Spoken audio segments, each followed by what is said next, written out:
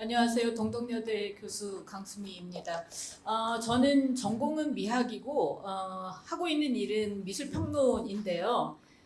제가 그 가장 큰 주장 먼저 하고 구체적인 얘기를 하겠습니다. 저는 사실 그 주최 측으로부터 먼저 얘기를 들었었는데 제가 이 내용을 다 자세히 보지 않은 상태여서 참석에 대해서 약간 유보를 해놔가지고 아까 그 발제에 들어가 있지 않았던 것 같습니다.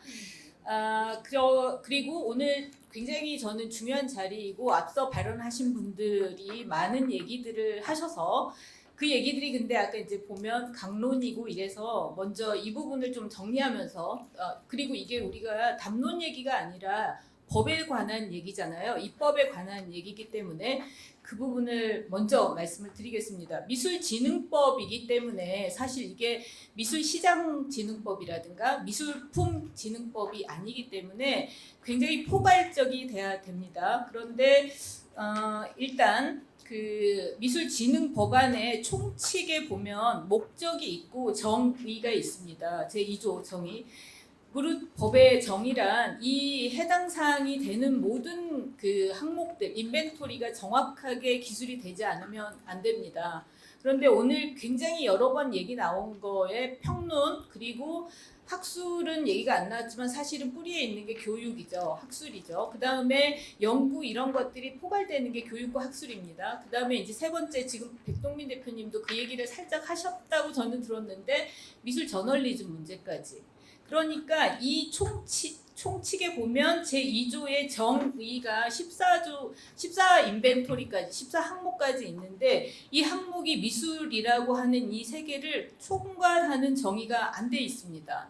그리고 그렇게 봤을 때 그러면 어떻게 이해를 해야 될까? 저는 총칙을 보고 굉장히 놀랐는데 첫 번째 평론과 교육을 이 미술에 대한 보이지 않는 손으로 생각하거나 미랄로 생각하나 보다.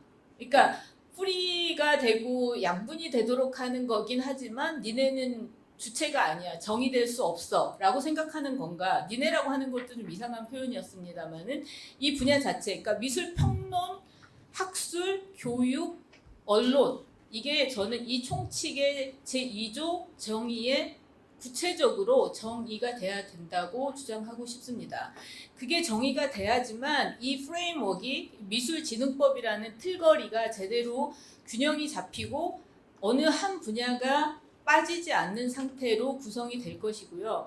그 총칙의 제2조가 정의가 잘 되면 그 다음에 2장, 3장, 4장 창작, 향유, 소비 그리고 이것들의 어떤 그 학문 후속 세대 양성까지가 인벤토리로 반영이 돼서 다시 지역적인 부분으로까지 반영이 될 겁니다. 근데 지금 정의에서부터가 이게 빠져 있으니까 사실은 누군가들이 계속 언급하고 있지만 그게 구체적으로 드러나지 않는 가시적으로 존재하지 않는 영역처럼 되는 겁니다. 그다음 두 번째는 오늘 여러분들이 말씀을 하셨고 사실 저도 여기서 20몇 년 동안 글을 써오고 있지만 저는 사실 교수직이 있기 때문에 이런 부분에 덜 민감할 수도 있지만 옹고료라는 것과 비평의 문제는 동일하지는 않습니다. 그러니까 한국 미술이라는 미술진흥법에서 평론을 얘기하려고 할 때 옹고료가 너무 작다든가 지원이 적다든가 하는 얘기로만 소급될 수가 없습니다.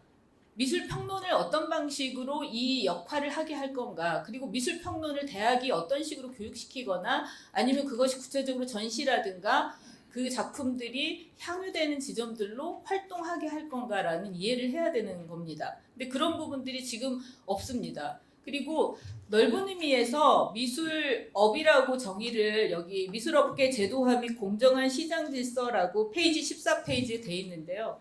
여기에 화랑업, 미술품 경매업, 미술품 자문업, 미술품 대여 판매업, 미술품 감정업, 미술 전시업이라고. 그러니까 사실 누가 이거를 애초에 연구해가지고 이 정도로 마련했는지 제가 사실 그 의문입니다만 그리고 저는 이 시기에 미국 카네기 멜론에 연구년 보내고 있었더라고요. 그래서 저도 발언할 수 있었을 것 같기도 한데 직무유기라는 약간 찔리는 부분도 있습니다만 저는 이렇게 프레임워크를 잘 짜야 되고 그 프레임워크 안에서 인벤토리를 제대로 반영할 수 있도록 이 진흥법이 다시 한번 검토가 됐으면 좋겠습니다.